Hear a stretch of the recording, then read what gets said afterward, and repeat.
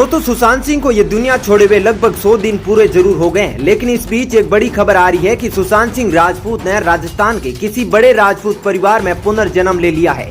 आपको पता ही है कि अभिनेता सुशांत सिंह राजपूत को 34 साल की उम्र में ही बॉलीवुड के माफियों ने उनका अंत कर दिया था। अब एक बड़े हिंदू ज्योतिष शास्त्री ने सुशांत सिंह की आत्मा को पढ़ते हुए बता दिया कि उनका पुनर्जन्म किसी जानवर या पक्षी के रूप में नहीं हुआ, बल्कि उनके अच्छे कर्मों की वजह से वे एक राजस्थान के राजपूत परिवार में जन्म ले लिए हैं।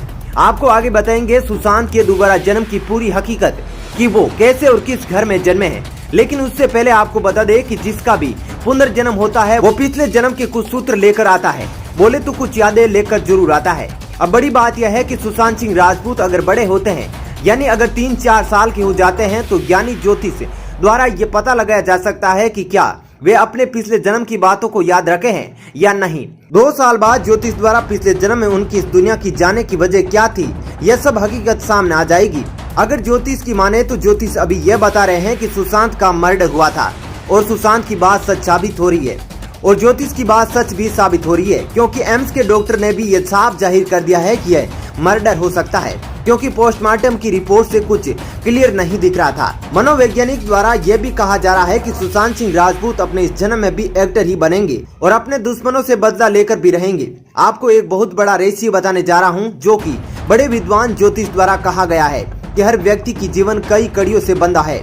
मेरा मतलब यह है कि हम सभी अपने इस जन्म में और इस दुनिया से जाने के बाद जो हम लोग दूसरा जन्म लेंगे, ये सब चीजें आपस में बंधी हुई है और प्रत्येक कड़ी दूसरी कड़ी के साथ जुड़ी हुई है। इसीलिए एक जन्म के कार्यों का प्रभाव दूसरे जन्म के कार्यों पर भी पड़ता है।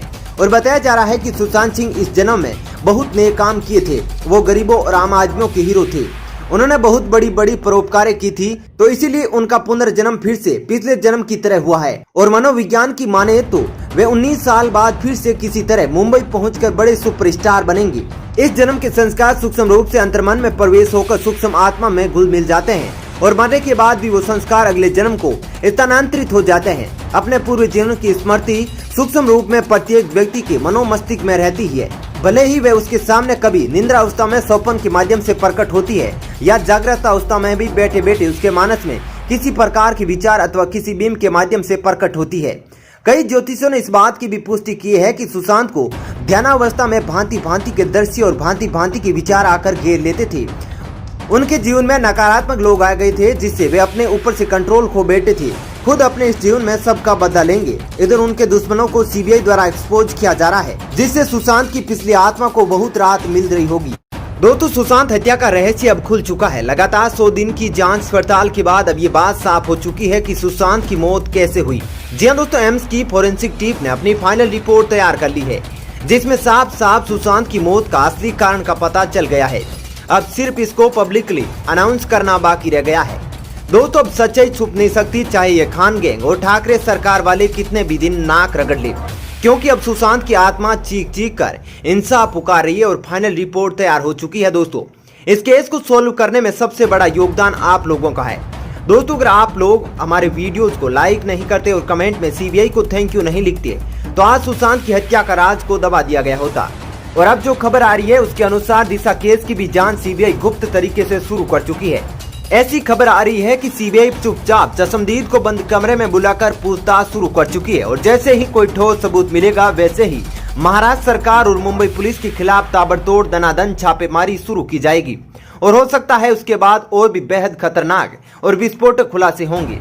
लगातार गहरी मशक्कत के बाद एम्स के प्रयोगशाला में अब ये पता चल चुका है कि सुशांत का हत्यारा कौन है, और जल्द इसकी रिपोर्ट आप तक पहुंचा दी जाएगी। दोस्तों बहुत बड़ी खबर सामने आ रही है कि सुशांत सिंह राजपूत मामले में ड्रग्स एंगल की जांच कर रही एनसीबी की चर्चित दफ्तर में मुंबई में आग लगने की बड़ी खबर है। आग बुझाने के लिए मौके पर दमकल की गाड़ियां पहुंची है। अभी तक जानमाल के नुकसान की खबर नहीं है। आग लगने की वजह ये भी बताई जा रही है कि इसमें किसी बड़े आदमी की साजिश है। जो आदमी ये चाहता था कि एनसीबी के सारे कागजात को खत्म कर दिया जाए, जिससे कोई सबूत नहीं बची। इसके खुलासे के लिए एक विशेष टीम ने जांच करना शुरू कर दिया है। इधर एनसीबी दावा कर रही है कि ड्रग्स मामले की ओर उनकी टीम द्वारा कार्रवाई तेज थी, इसलिए एक्शन किसी नकारात्मक लोगों द्वारा लिया गया है।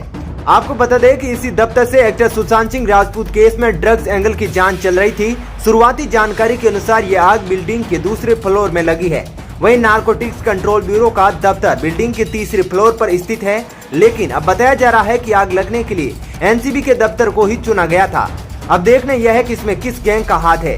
क्या वे गैंग एनसीबी के अधिकारियों को इस दुनिया से हटाने में लगी थी? हालांकि किस्मत ठीक थी, जब आग लगी उस समय एनसीबी के अधिकारी रिया की जेल में रिया से पूछताछ कर रही थी। घटना करने वालों को तब तक ये लग रहा था कि उस बिल्डिंग में एनसीबी के सारे अधिकारी मौजूद है। आखिर वहाँ की सरकार ऐसा क्यों कर रही है? क्यों ये मुंबई का गैंग न्याय दिलाने वाले अफसरों पर धावा बोल रहा है? ये एक बड़ा मुद्दा है।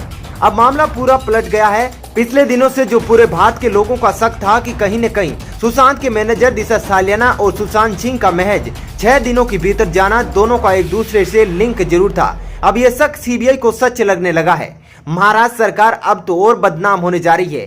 बीते 7 रोज पहले महाराष्ट्र सरकार कंगना रनौत का अपमान करके पूरे महिला समाज का अपमान तो किया ही था, और अब जेल में बंद रिया ने भी लगभग आदित्य ठाकरे का नाम सीबीआई को बता दिया है, जिसे आदित्य ठाकरे घिरते हुए नजर आ रहे हैं। और सूत्रों से बताया जा रहा है कि एनसीबी को खत्म करने की प्लानिंग शुरू हो गई है। जो ऑफिस में सबको खत्म करने की योजना थी, उस समय एनसीबी अफसरों की किस्मत ठीक थी कि वे अपने ऑफिस में नहीं थे, वरना पूरे भारत में यह बहुत बड़ा गलत संदेश जाता और पूरे भारत का पूरे विश्व में बदनामी होता, क्योंकि एनसीबी और सीबीआई भारत की सबसे बड़ी जांच एजेंसियां है और उस पे ऐसा धावा बोलना बहुत निंदनीय है। अगर आग लगने की सच्चाई सामने आ गई तो बड़े बड़ों के पैरों के नीचे से जमीन खिसक जाएगी। एनसीबी के ऑफिस पर इतना दुर्भाग्यपूर्ण अटैक करने के बाद मोदी जी ने बहुत बड़ा फैसला लिया है। जी हां, मामले में फिल्म इंडस्ट्री एवं उद्धव ठाकरे पर अब चलेगा मोदी सरकार का डंडा।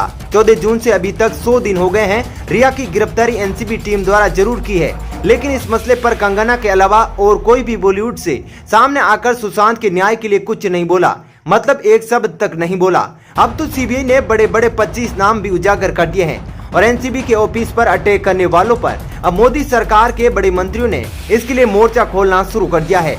अब महाराष्ट्र की उद्धव ठाकरे सरकार एवं बॉलीवुड के काले साम्राज्य के लिए मोदी सरकार कानून बनाने जा रही है, जिससे बॉलीवुड के काले साम्राज्य का अंत हो जाएगा। दोस्तों, आप कमेंट करके जरूर बताइए कि क्या बॉलीवुड माफियाओं की फिल्मों को देखना चाहिए? क्या वे फिल्मों के अलावा कोई असली में हीरो है? क्या उन्हें सुशांत को न्याय दिलाने में कंगना की मदद नहीं करनी चाहिए थी? इन सब चीजों को लेकर आप कमेंट जरूर करें और सुशांत को न्याय दिलाने की मुहिम में इस चैनल से जुड़े रहे एवं सुशांत के हर वीडियो को ज्यादा से ज्यादा लाइक्स दे।